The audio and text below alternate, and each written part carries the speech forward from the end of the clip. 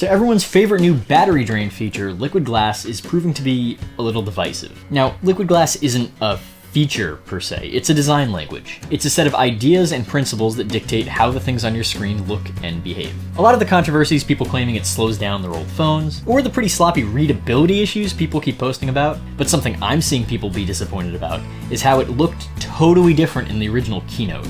With people saying a lot of the cool factor that they showed off initially was toned down by the time we actually got it. So what I'm going to be doing here is comparing the original iOS 26 Beta 1 that dropped the same day as that Keynote to the official public release, and see how deep the visual differences go if they're there at all. So on the left I have an iPhone 13 mini running Beta 1 from July, and an iPhone Air here with the final official release. Now I'd like to compare them on the same phone, but the way Apple releases software is once a later version comes out, you can't go back to the old one. So any phones that are still running this original beta are all there's ever gonna be, and this is the only one I've got. So what I'm going to be doing here is I'm going to be screen recording them both so we don't have to look at this, awful iPhone on a desk cam. So we have them side by side and we can look at any immediate differences. Now, the main thing people keep pointing out is the level of transparency, how see-through items were. And some of the easiest places to look at it was in the Music app. So again, we have Beta 1, the original version of Liquid Glass here on the left, and the final release version.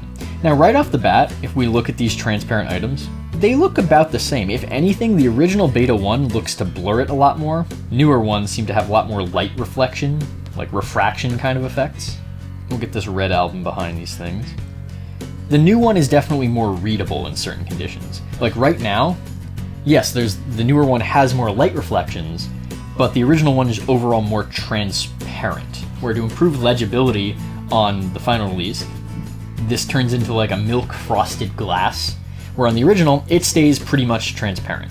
So at least on the music menu, what I can gather is the new one does have more complete and impressive light effects, as far as like reflecting the different colors and the refraction, but it adapts quickly for contrast, where it'll scale back how white and frosted the glass is. Where the original, see right there, it's doing it between white and black, but that's basically the two settings. So the new one does have better effects, but it scales back how apparent that is to make sure it's readable at all times. I mean, it's not unreadable, but the newer one, if I get it to the same place, is definitely a little more readable at a quick glance. Overall, I like the look of Beta 1 more, but like a lot of people were saying, they toned a bunch of stuff down to improve the readability. So that's at least the menus in the Music. Now, something else you'll notice there is animations are different. So iOS 26 Beta 1 has very similar animations to iOS 18. As iOS 26, if I'll compare these and slow it down in post, going home, they've definitely sped up the agility of the animations, flicks back into position a little quicker on the new ones.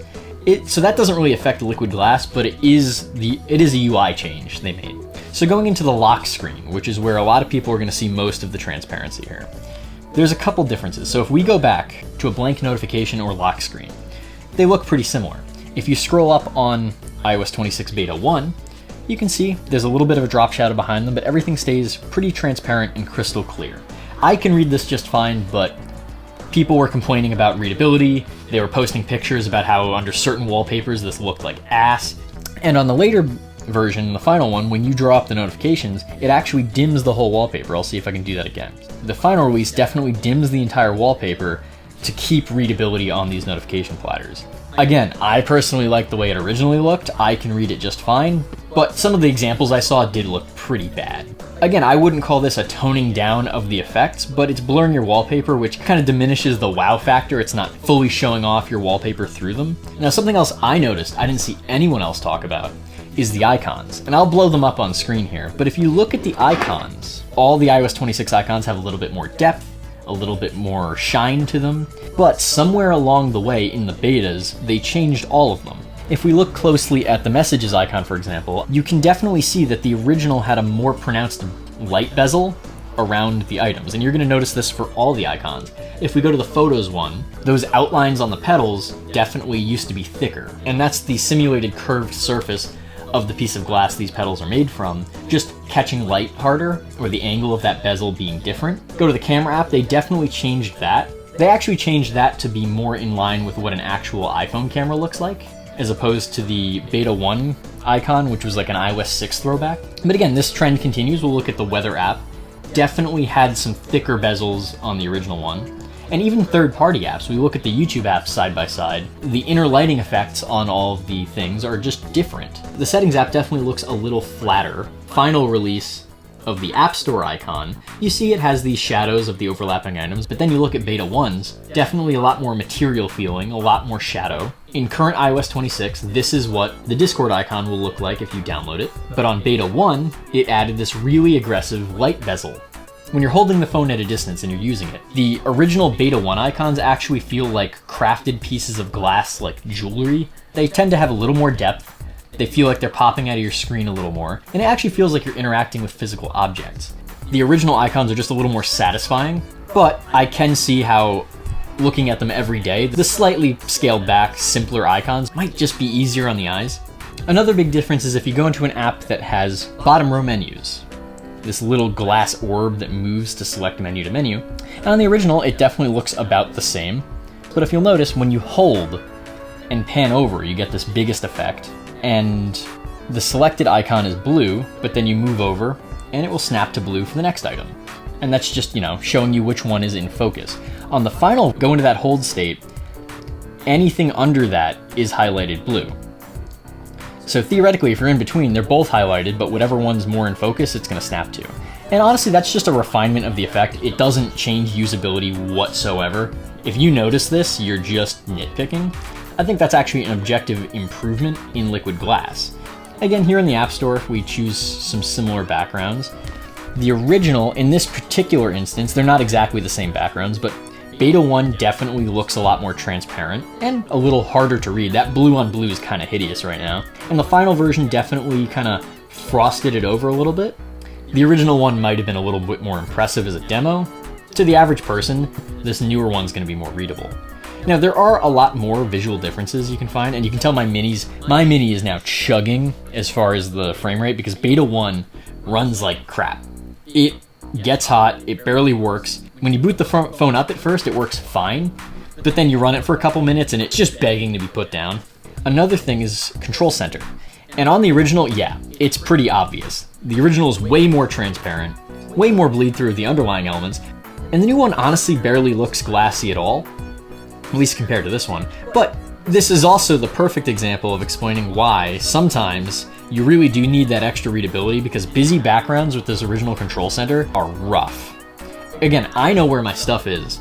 I'm 24, I can see. Older people are not going to know what they're looking at in this. Newer one's a lot more palatable.